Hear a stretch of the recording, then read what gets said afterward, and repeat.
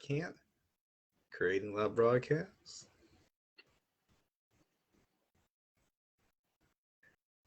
And we are live. Thank you, everyone, for joining us. It is the Two Bros Wrestling Show. I am Kevin, and as you can see, Doug is not here again this week. Apparently, he was arrested last night trying to sneak Full Gear after party, which, of course, as we all know, violates the restraining order that Tony Khan has against him. Hopefully, Doug can get those legal issues cleared up, but we are happy to have as our guest, again, Dave Poole. Thank you so much for joining us. You are our very first guest, and more than a month ago, we had a good time. Told you we'd love to have you back. Appreciate you filling in tonight. No problem. Thanks for having me. Are you looking forward to it? Survivor Series here tonight, because that's what we're doing for our main event topic, is that Thanksgiving tradition of Survivor Series. Are you psyched for Survivor Series?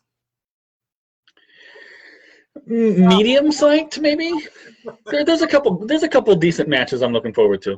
There is a couple of decent matches. Survivor Series is kind of a weird one. We're going to get a little bit into that, why that might be the case. But as we always do, Dave, if I could, I would like to throw some news items your way. We'll start with the opening bell. As you know, folks, we're still reeling in the world of wrestling on the last week's big story. We're going to follow up on those massive layoffs that we saw in WWE. Of course, it did not take long for AEW's Tony Khan to be asked about those releases. We talk on this show a lot about how Tony is just simply not able to hire everyone that WWE has been letting go in the last 2 years. And he didn't tip his hat mentioning any specific talents, Dave, but he did offer some really key insights as to how he looks at these sort of situations. He said that first, he gave the correct corporate answer of sending condolences to the families and folks who are affected by such layoffs and how tough it is. But he said that typically for every 20 or so of these releases that he sees, he can think of 2 or 3 guys or gals when he looks at every 20 that he could think of making room for on AEW's crowded roster. So if you just think along those terms, what we saw last week was 18 men and women released. So that's around, 2 or 3 folks using his 20 to 3 ratio that he might have his eyes set on. And last week, Dave, when I was going through some of the names, the 3 I really thought that AEW would be smart to make a play for would be Keith Lee, Karrion Kross with Scarlett as a package, and then Ember Moon. Is there anyone else that you can think of that you would like to see from that group go to AEW, or you think that would actually fit on what is already a pretty crowded roster? Remind me again what some of these releases were. There were so many, and now I'm forgetting.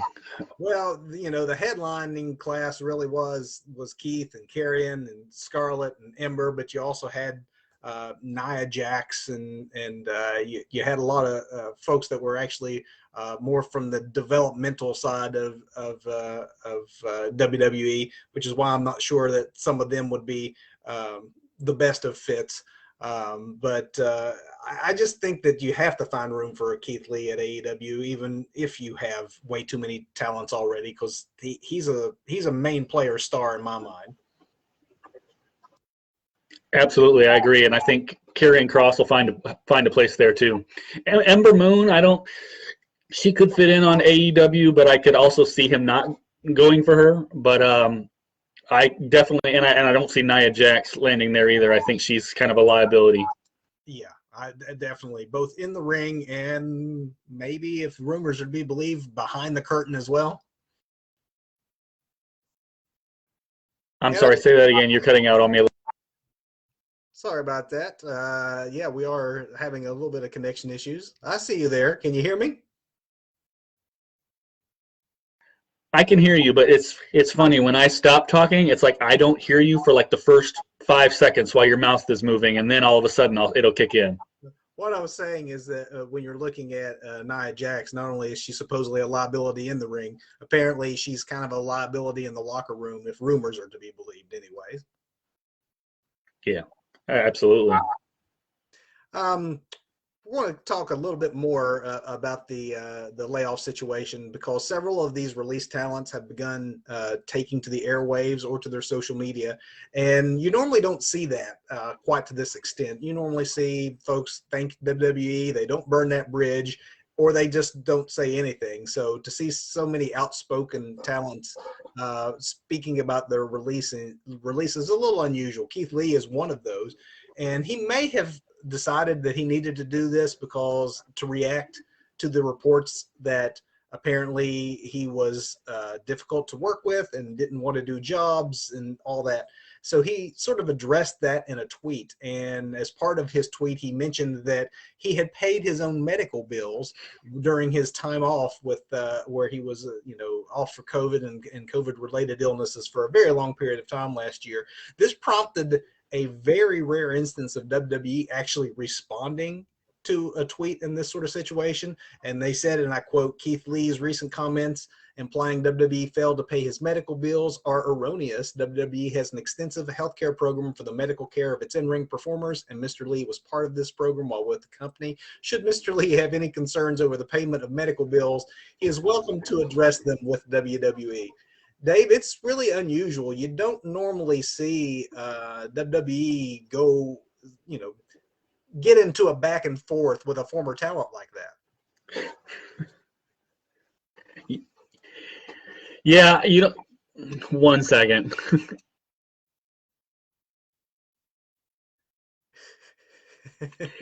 Yeah, and in this case, I really don't believe, as much as I'm a WWE guy, I don't believe WWE. I think I would side more with Keith Lee on this, and I think them responding as rarely as they do respond is kind of indicative of their maybe being a little over defensive. They don't want to look bad, but I think he's probably truthful in everything he's saying. It's very unusual. I would think that would be a pretty easy thing to either prove or disprove, as the case may be. So I find it curious that they would get into that tit for tat with Keith instead of just letting sleeping dogs lie on that one. So might be more to come regarding who actually paid Keith Lee's medical bills if that actually becomes an issue. So the Wrestling Observer had some interesting insight when talking about the mass layoffs, and that apparently there were 10 or maybe even up to a dozen additional wrestlers who are on the bubble and were originally slated to perhaps be a part of last week's layoffs. And Dave Meltzer, who is, the guru over there at Wrestling Observer, he didn't really name a lot of names, but he just theorized that you can pretty well figure out who these individuals might be. And primarily if you're looking at an NXT roster, because if they haven't been on TV in a very long time or they're over a certain age, that probably is indication that they don't fit the mold of NXT 2.0 that is based on 20-somethings. Now, he thought, and again, he's just theorizing, that like a Johnny Gargano and Tommaso Ciampa might be safe just because they are legacy acts that they're still utilizing quite a bit right now. However, if you look at two other talents that he did mention by name, you have Timothy Thatcher, Danny Burch. These two guys were not released, and yet neither man has been on TV since way before the 2.0 reboot. And Thatcher, Dave, is 38, Burch, 39. So I am a little surprised that you'd have some of the folks that they let go. Like a B-Fab, who's still young and getting started and kind of a part of a hot act. And then Thatcher and Burch made this go around. So who knows? And might mean another shoe is yet to drop. I guess we'll keep an eye on that. But we'll move out of the world of WWE layoffs and to the world of AEW, because we had some major news in AEW. Last night, obviously, they hosted their final pay-per-view of 2021, Full Gear. Another very successful event that I'll address a little bit at the end of our show and our final bell segment, because there's some matches and things I'd like to talk about specifically there. But just as far as the news section goes, we had a surprise appearance, and it really was the first, I guess, that you could say of the Ring of Honor talent that is all getting ready to come out on the market with the end of the year when everyone in ROH is going to be receiving their release. Kind of goes back to what Tony was saying earlier about the WWE releases, that when he looks at a mass layoff, he usually has one or two folks in mind. And this probably was somebody he had in mind since they signed him so quickly. But Jay Lethal made a surprise appearance last night. Former champion in Impact, a former world champion in Ring of Honor, and a heck of a talent if screen time is the most important thing, but he's getting right into it in a program with Sammy Guevara over the TNT championship. So maybe good things in store for Jay Lethal, but obviously a good thing for fans to see Jay Lethal on their TV screens. And then, of course, we have a new world champion last night crowned in the pay-per-view. Hangman Adam Page completed that hero's journey that they've told the story for more than a year. He defeated Kenny Omega in a very, very good main event. So congratulations to both Hangman, Jay Lethal on their very big nights last night at Full Gear. Again, more on Full Gear a little bit later in the broadcast. We also have confirmation of a prior rumor that we reported on here on the show, and that is the first pay-per-view of the NXT 2.0 era. Dave, I don't know if you heard about this or not, but we have an NXT pay-per-view coming up on December 5th.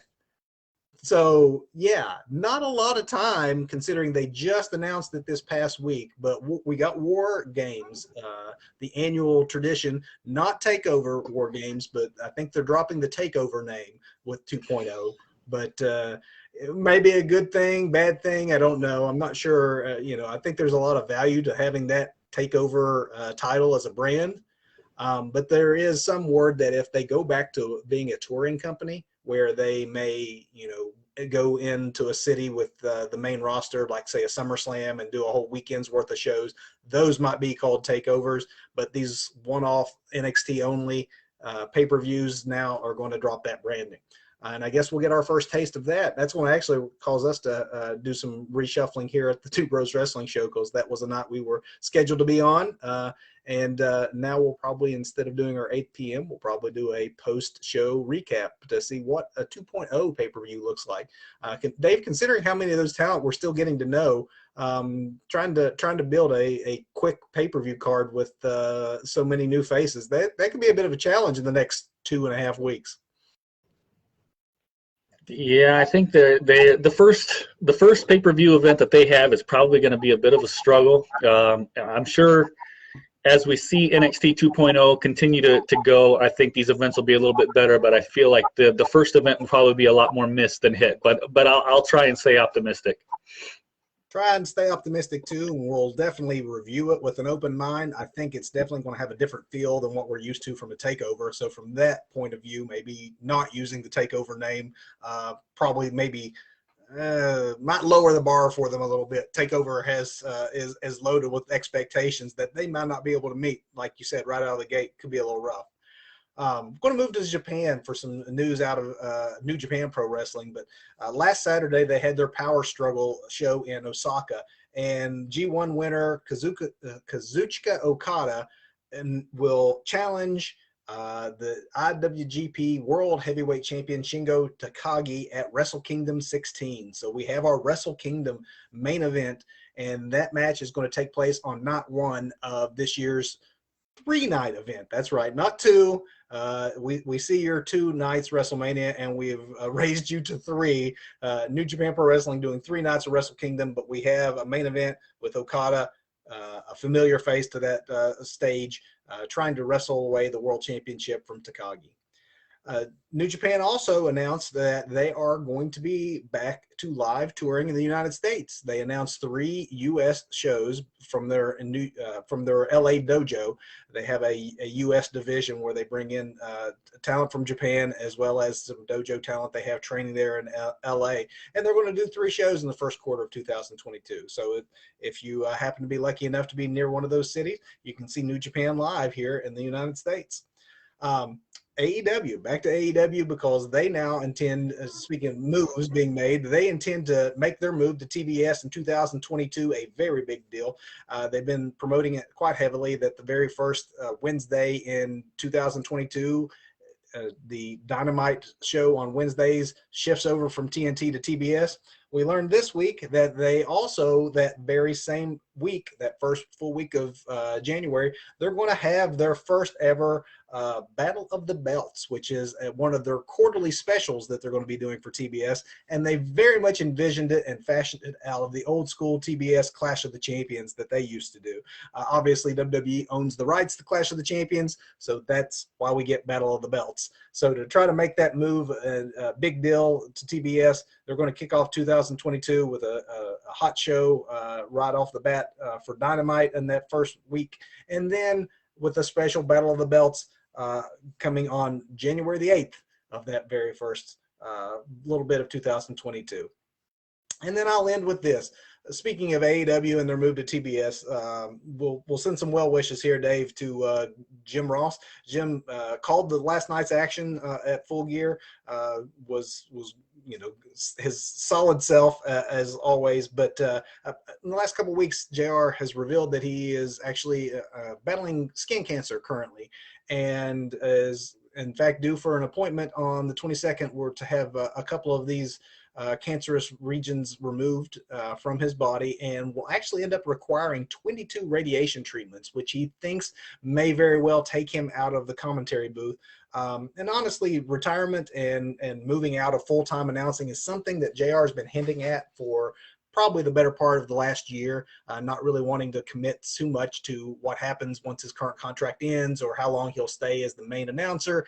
And on his recent podcast, he actually admitted that this, as bad as he wants to continue, that this might be what takes him out of full-time commentating. So he did indicate that he would really love to be well enough and back to call the move when it moves to TBS there in January, but that may not be in the cards for JR. So regardless of whether that happens or doesn't happen, we do wish good old JR well in his upcoming procedures on the 22nd and then in his recovery.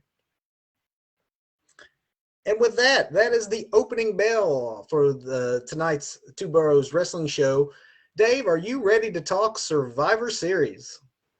Let's do it. Let's move on then to the main event. Survivor Series, Dave, is a odd one. Now, this is the 36th annual Survivor Series, and so it was one of the big four, one of the original pay-per-views that WWE built out around WrestleMania, and they did it primarily at the time to take heat away from the NWA and Starrcade, because those events always took place around Thanksgiving. They were initially, all the first ones were all these elimination style matches where you had one team taking on another. Over the years, they started to drop that. There ended up being some years there was no elimination matches at all, and it was just a standard pay-per-view really with the Survivor Series name. You had classic matches, or at least infamous matches, like the Montreal Screwjob, for example. And then, Dave, in recent years, they've moved to a new thing where they've started to put at least one or two of these elimination style matches back on the card.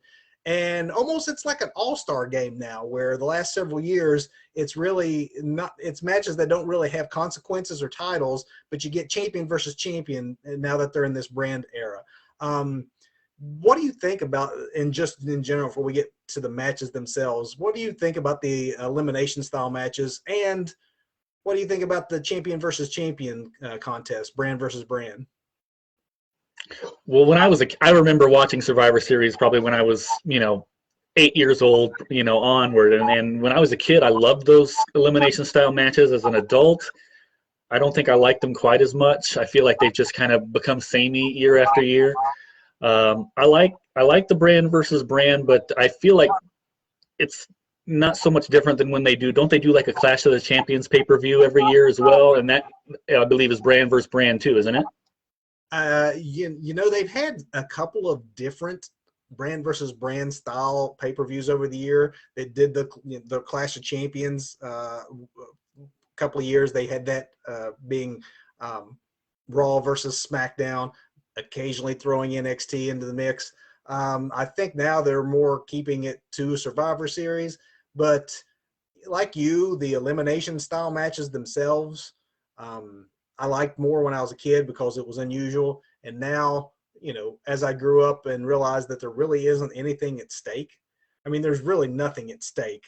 And sometimes it even makes it awkward, I think, that you have these contests where for 3 or 4 weeks at least before the pay-per-view, you have talent pretending to care about the fact that they're on Raw or on SmackDown and getting along with people that they hate the other 50 weeks of the year just for this one pay-per-view where there really isn't anything at stake. And I don't know what the answer to that is. I don't know, a trophy, some fake, $1 million prize to the winner. I'm thinking back the old Crockett Cup where the winning tag team would get $1 million, or just something that made it seems like there's something more at stake than just pride for your brand that doesn't seem to exist the rest of the year. As far as champion versus champion, Yeah, I agree. I'm kind of okay with that. I kind of like that better than I do the elimination matches overall. And especially like when you get, again, it is like an all-star game where you can maybe more just appreciate the match for what it is and not try to think too much about, well, they won't switch the title here or something, so you kind of give away a finish. We got a really great match last year with Roman Reigns and Drew McIntyre that still stands out to me. Oh, yeah.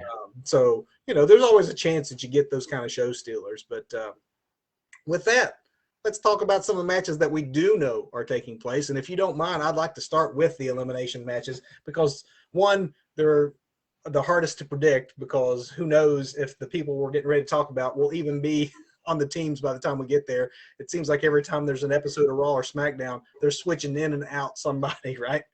But let's talk the women's match first. So you got Team Raw, which as it currently stands is Bianca Belair, Rhea Ripley, Liv Morgan, Carmella, and Zelina, Queen Zelina, taking on the SmackDown team of Sasha Banks, Shotzi, no Blackheart, lost that last name, Shayna Baszler, Natalya, and then one still to be announced. So we had Aaliyah that was supposed to be in that spot, but then this past week, storyline-wise, she got removed. So don't know if she ends up back in that or not. Do you have a feel for how this one might go or how you'd like to see it go? On paper, it looks like it would have to be Team Raw. I mean, I think the people on Team Raw, to me, are a lot more established main eventers than the SmackDown crew. But it's really with these women's matches, it's a lot harder to call than men's matches, I believe, because I feel like it could go either way. With these, I think the hard thing is that a lot of times they will use the elimination matches as a way to further feuds on the brand. So you might see somebody turn their back on somebody else, and that leads to the next pay-per-view in January or something, as opposed to really thinking that we have a cohesive SmackDown team versus a cohesive Raw team. I agree with you. I think that Raw right now tends to, looking at the matches here on paper, Raw tends to have a better team. I think, though, I'm going to go SmackDown on this one, only because last year Raw pretty much pitched a shutout and won every match against SmackDown. So I think that this is very likely to be at the opening contest, and I think they want to quickly try to reverse that narrative to give the impression that maybe SmackDown will do the same thing for revenge in this fake war between Raw and SmackDown. So I want to go SmackDown on this one. But, yeah, elimination matches, particularly the women's matches, who knows if these are even the participants, much less who will be standing at the end of the night. Let's go to the men's version so we can get these elimination contests out of the way, Dave. We got Seth Rollins, Finn Balor, KO, Rey Mysterio, Bobby Lashley repping Team Raw against Team SmackDown, Drew McIntyre, King Xavier Woods, Jeff Hardy, Happy Corbin, and one other to be announced because Sami Zayn was removed from the team this past week on SmackDown. So again, we got a situation where SmackDown right now doesn't have their full team, makes predicting even harder. But you got any thoughts about this one? It's kind of similar to the women's elimination match. I feel like on paper, this has got to go to Team Raw. I mean, Rollins, Balor, Owens, Mysterio, Lashley. I feel like they're more heavy hitters than the SmackDown side. So I would, if I was predicting it, I would say Raw, but it could go either way, just like I said before. I think another thing I have a problem with these matches is that because of the amount of time they take, they're elimination matches. So you have to have 5 pinfalls. And because of that, especially as I grew older and watched these things, you realize that you'll have a pinfall occur in 3-4 minutes against a main event guy who would never lose in 3 or 4 minutes if it was a one-on-one match. So there will, and to me, there's always in these, oftentimes a lot of unrealistic pinfalls where you'll see 3 people eliminated in the course of like 2 minutes back and forth, and that just kind of takes the air out of the room. I figure that one or both of these matches will probably have the same sort of thing occur. I think Raw. I'm sure. Too. I don't know that I'm going to have these predictions right, but I just think it'll split. I think the men will win one, and then the women will win one. I think this one tilts towards the guys. I'm giving Raw, the Raw men's team, the advantage on this one. Moving Do you have any predictions on who you think the last person might be? Who the last man standing could be on the men's side? You know, that is an interesting question because, as I was saying earlier, that sometimes they use these, since there really isn't anything at stake, they use them as jumping off points for storylines. That's a perfect example. Whoever is the last person standing for their team, if it is one person, sometimes there's 2 or 3 people left. But if it's one person that manages to save the day for Raw or SmackDown, that could be a storyline point that they can then build off of. I mean, looking at this list, I can see a Seth Rollins being the type of guy who would manage to somehow end up being the last one and then take credit and let everybody know that on Raw that they owe it to him that the team won. I don't see Ray or KO is unfortunately seems to be sort of on the outs with WWE, but I think that a Lashley or a Rollins will be the most likely. Do you have a differing opinion? No, you pretty much were saying what I was thinking. I think Balor would be a good choice. I think he might need it the most, other than KO. I just don't think KO will get it, but I would really be happy to see a Finn Balor be the last man standing and maybe use that as something to propel him forward, because right now he really doesn't have a storyline, whereas all the other men in this match really do have sort of ongoing stories happening right now. Now we'll get away from the elimination matches, thank goodness, and to the things that I'm actually a little more that I like a little more, and honestly think that that this one is the most interesting match by far of the whole show, and that is champion versus champion on the women's side. We got Charlotte Flair, the SmackDown Women's Champion, taking on Raw Women's Champion Becky Lynch. And for those who don't know, what makes this so interesting, other than their long history and their great chemistry in the ring, is that apparently they had an altercation when they did the title exchange a couple of weeks back that did not go as planned, and really put a lot of heat on Charlotte Flair. Charlotte was reportedly escorted from the building after that segment, just to keep the two from getting into another backstage quarrel that had already happened. So they obviously have to play nice here. Do you think that real world tension is going to play into this at all, or do you think that it's more of we're more interested about that than the women are going to be at this point? That's tough to say. I mean, like in this match, I would love to see, Becky Lynch win it, just because I've never really been much of a Charlotte Flair fan, and I think that heat that Charlotte Flair does have, I think is real. I don't think it's manufactured, but I think a lot of people will probably expect Becky Lynch to come out on top because of that, and I think because of that, it might go the other way. WWE does tend to like to do that just because something's the obvious answer doesn't mean it's the wrong answer, but sometimes they just, for the sake of shock and surprise, want to go the other way.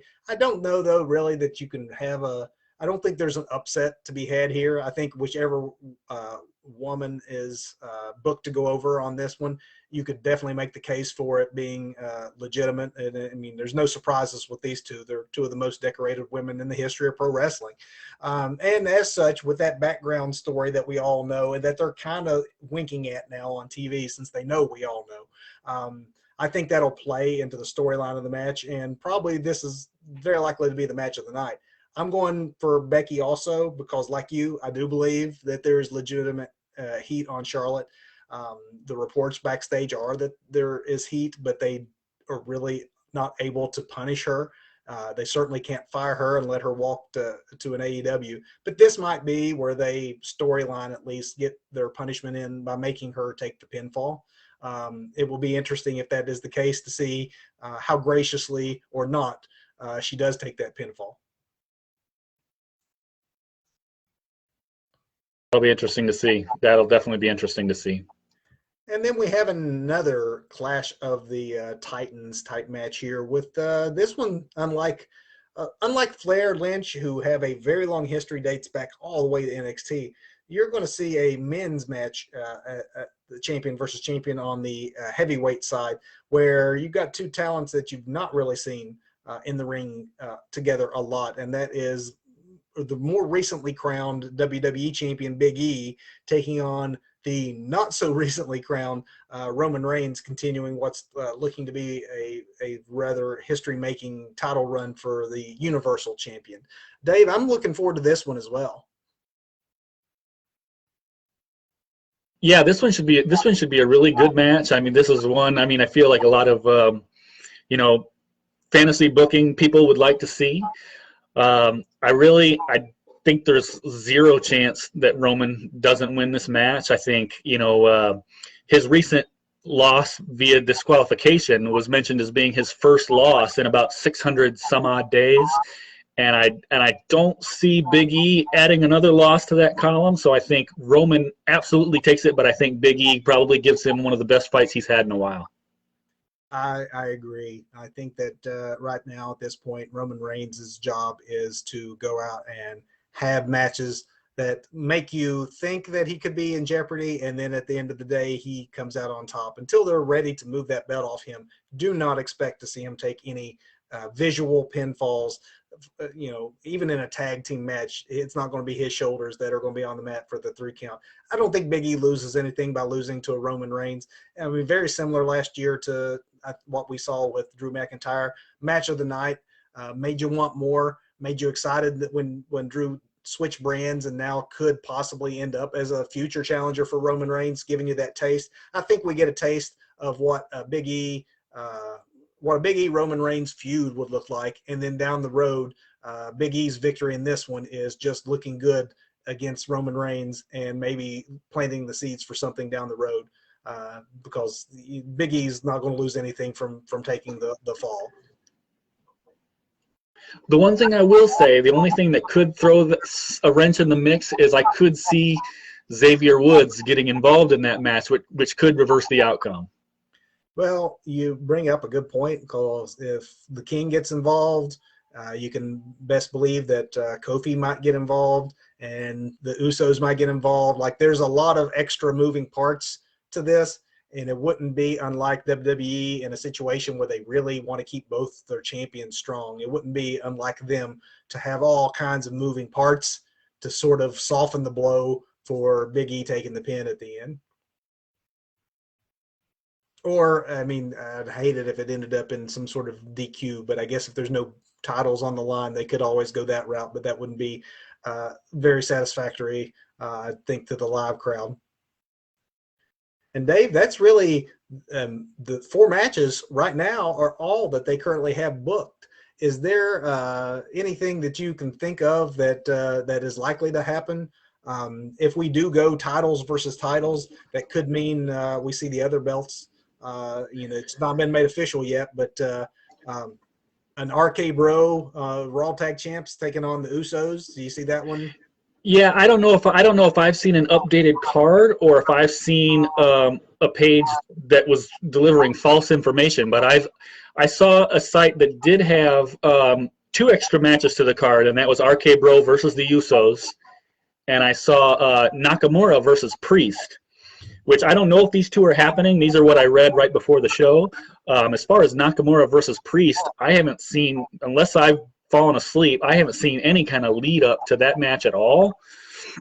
But RK Bro versus the Usos, I could definitely see happening, and but I don't see, if that match happens, I don't see the Usos losing, just like I don't see Roman Reigns losing. that one's one that I can think of,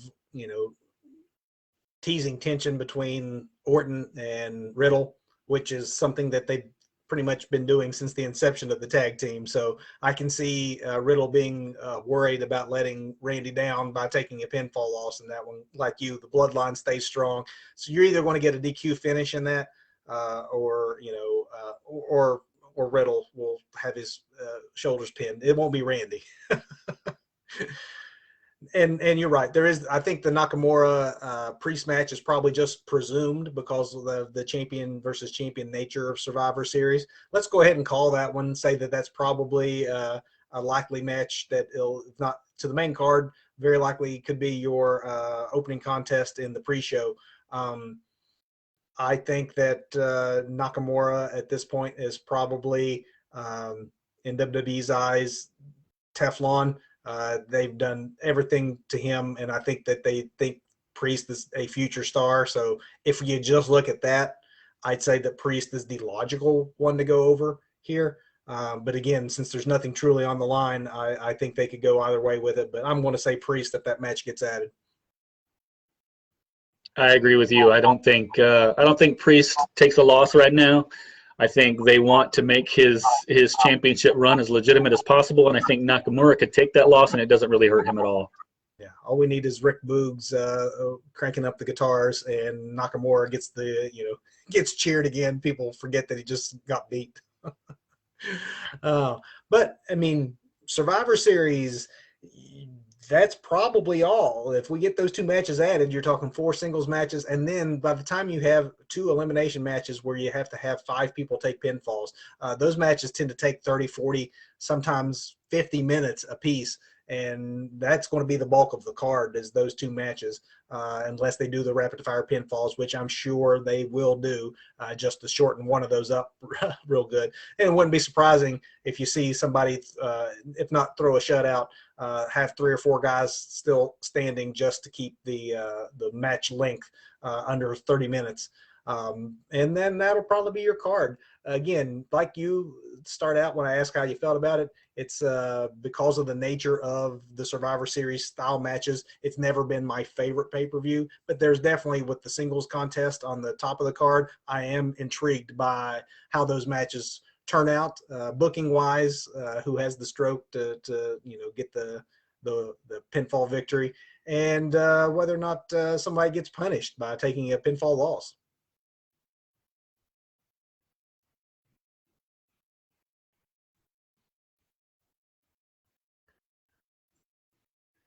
I think you might be on mute, Dave. I apologize for that. Yeah. All I was saying is that I think the match I'm looking forward to the most is clearly that Big E versus Roman. The other matches, I'll hope for a standout in there, but to me, they're just kind of there. Just kind of there, and hopefully we get surprised by something overperforming. But we will be live at the end of next week's pay-per-view, so come on back and see how we did on predictions. I will say last week I was going solo with my Full Gear predictions, so I once again beat Doug by technical knockout. I think that by default he has straight zeros on his AEW record card there. I will say I'm happy. I predicted all 3 of the championship matches correctly. So the main matches from last night's show, I got thank you. Pat on the back, getting a slam in at Doug. But I want to talk a little bit more about Full Gear because that's going to factor into my big finish.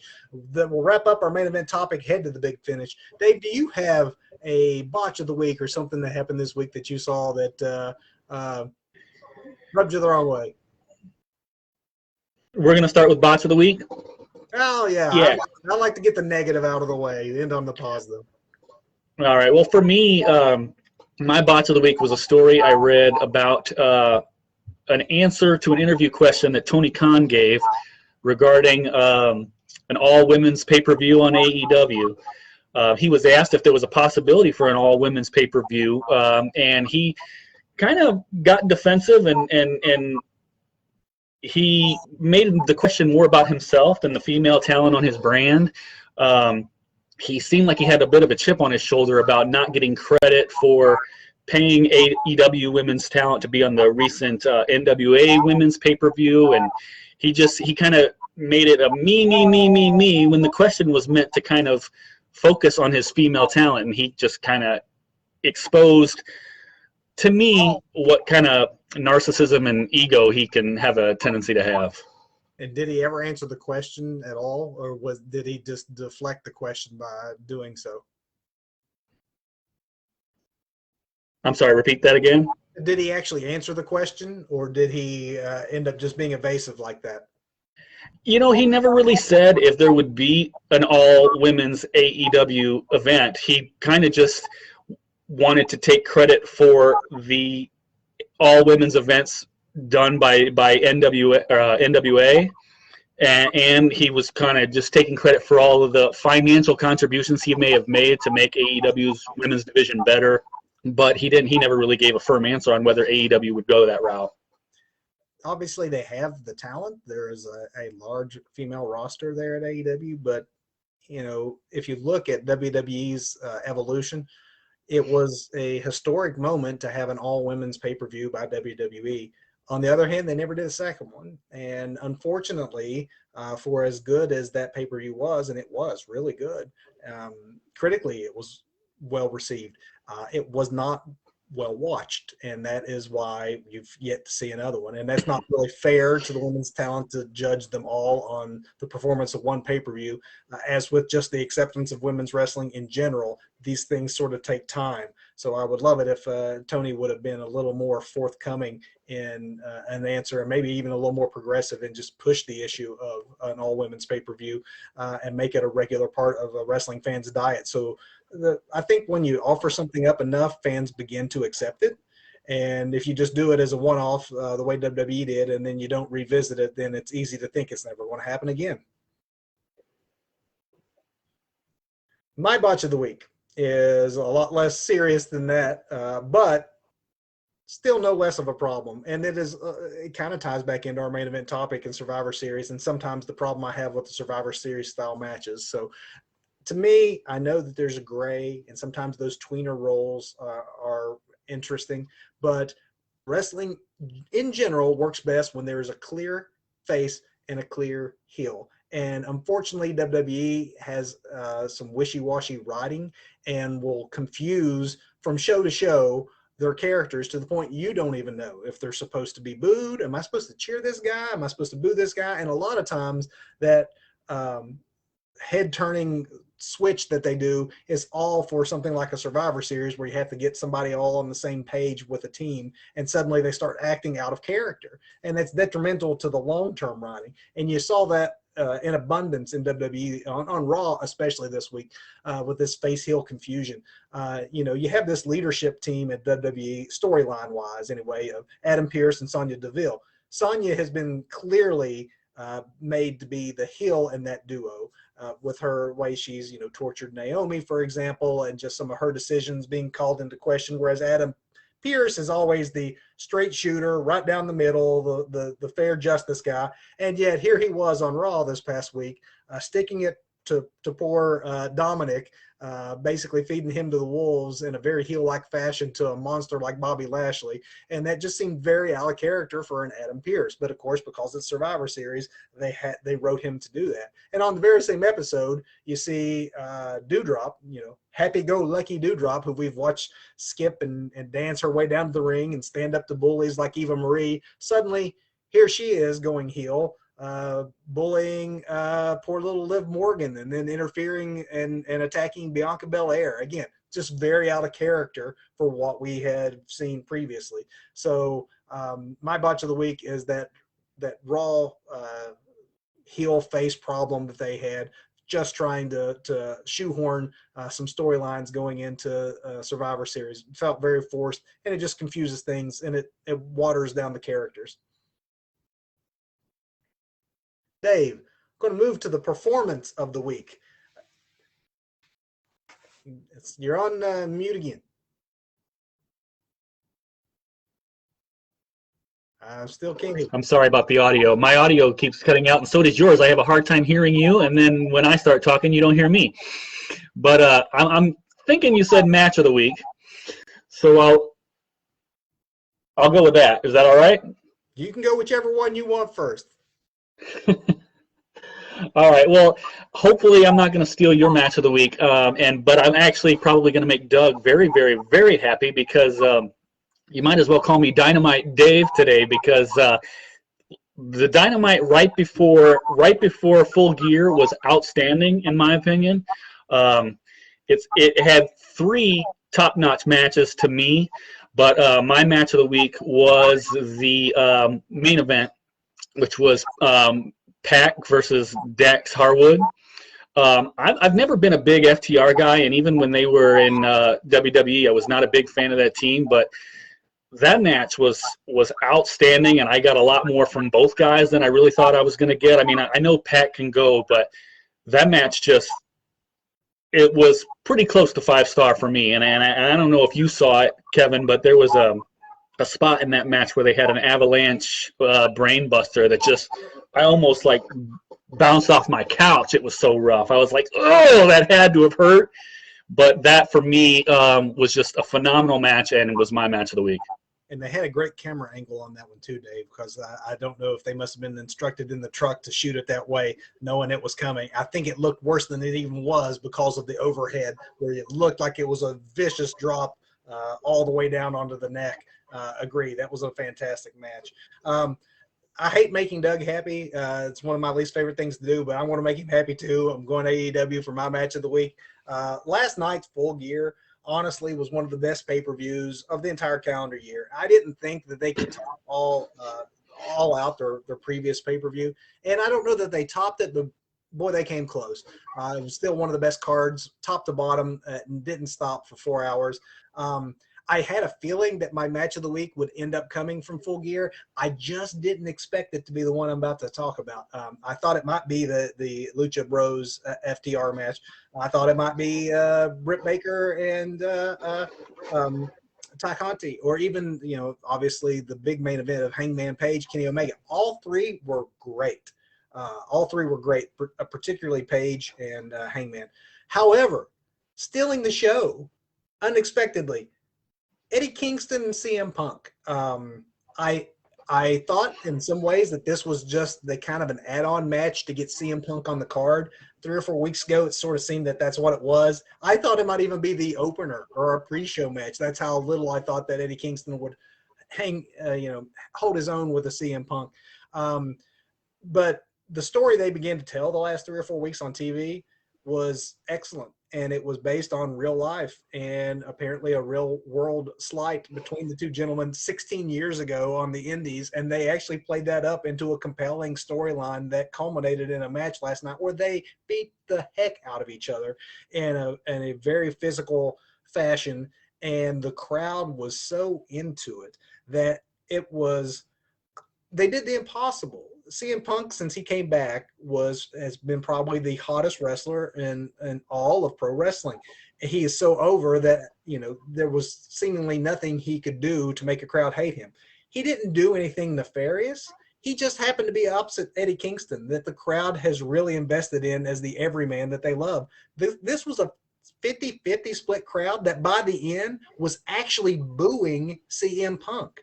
And I couldn't believe it any more than I think that Punk could believe it. But being the pro that he is, he just kind of rolled with it too. And because of that, the match had an even extra amount of juice. And by far, it's been the best match that CM Punk has had since he has returned to pro wrestling. He's had some solid contests where you go like, wow, he doesn't look rusty, but he hasn't had that like match that made you think that, wow, this is the CM Punk of old. Last night he had that. And definitely has the credibility with the fans, and he picked up the win. But Eddie Kingston, hopefully good things continue to come out of this for him, because he looked like $1 million. He made Punk look like $1 million, and the crowd by the end of it was solidly behind him, even at the detriment of a guy like CM Punk. It was something really cool to watch and behold, and was my match of the week.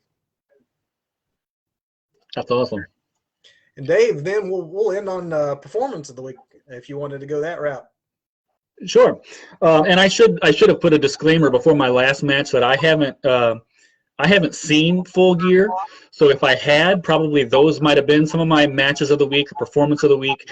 I read the updates on the live updates on it, but I haven't actually seen the event yet. So my performance of the week, on the trend of keeping Dynamite Doug happy, it's going to be Lio Rush with his AEW in-ring debut on Dynamite last week. You know, a part of me does not want to like Lio Rush, because I've read so many stories about how he can be kind of a toxic backstage personality, but there's no denying that in that ring he does amazing things that nobody else can do. And just watching that match, he blew me away, and I kind of thought, you know, if I could do those things, I might have kind of an ego too, and I might be kind of a backstage personality. So he's, you know, if he can keep performing the way he did on Dynamite, I think the sky's the limit for him, and I honestly wouldn't mind seeing him be the one to take the TNT title away from Sammy Guevara eventually. Oh, that would be a fantastic match. I like Leo. I've liked him from you know, the days I saw him in Ring of Honor. I think is maybe where I first encountered him. But he has had trouble following him to every company he's performed at. I hate that he's his own worst enemy. I would hope that he gets those demons under control, because he wouldn't be having this many second chances if the talent wasn't just so off the charts. And you saw it on full display this past week. The talent is off the charts still, and that's how you get so many second chances. So hopefully he can stay out of his own way and keep things going, because it's only good for us if he you know, can keep it together and stay on our TVs. My performance of the week is agree absolutely. A little also AEW. I'm going to stick with Full Gear for myself last night, and give credit to the AEW creative team that booked the Minneapolis street fight. So typically when you have a whatever street fight, Chicago street fight, San Francisco, it's all the same. You have a street fight and you throw in the city name that you're in. There's no difference. There's no way to differentiate. Last night, though, the AEW creative team, whoever booked this thing, went out of their way to make sure this was the most Minneapolis street fight you could ever see. And by that, I mean, of course, we had hockey sticks used as weapons. Football with Viking, you know, references were employed. You had references to wrestling legends from Minneapolis, like the Road Warriors that came out of there. You even had a real life wrestling legend in Baron von Raschke, who I did not even know was still alive, was sitting ringside. This man was old when I was watching in the 80s when I first saw him, and he got a claw. He got the, you know, the master of the claw. He got a claw. You had a bunt cake pan that was used, and a water ski that was used as weapons, because Dave, did you know that the water ski and the bunt cake were both invented in Minneapolis? I did not know that. I did not either. Now I knew. It was extremely educational. And then to top it all off was Chris Jericho taking out a Prince symbol and smashing it over the head of the opposition to a large Purple Rain chant, which I never thought I would hear in professional wrestling either. So by far, it was the most Minneapolis of Minneapolis street fights you can imagine. And it was terribly entertaining from beginning to end. In truth, it was probably the least athletic match of the night. It was probably, if you just were going on work rate, you had one team that was only two wrestlers and then a bunch of MMA guys. So you had to have a lot of chaos to kind of cover that up. But they kept it entertaining from beginning to end with just that kind of creative booking. So kudos to them. And that's a whole lot of AEW, Dave, for our big finish. So Dynamite Doug there in his jail cell is really happy right now. Yeah, I'm sure this is going to be one he's going to love to watch. And thank you all for watching. Whether you're watching this live on Facebook or catching it on the archives on Facebook or on our YouTube channel, be sure to like, comment, subscribe to our pages. If you don't, we'd love to have you back. We'd love to know what you think. We'd love to know what you think about our predictions. And if you think that we're right, wrong, agree, or disagree, we'd love to hear from you. And we would love to have you back next week. We're typically on Facebook Live at 8 Eastern time on Sundays. Because of the pay-per-view nights, we go live immediately after with our reactions. That's what's on tap next week. The Two Bros Wrestling Show will be reviewing the Survivor Series pay-per-view we just previewed, and we hope that you join us. Dave, thank you for joining us and sitting in with us once again. I know we said it last time and you didn't know that we'd have you back so soon, but we would love to have you back, and hopefully sooner rather than later. Thank you again for having me. It's a lot of fun. And with that, we'll say good night, everybody, and we'll see you next week.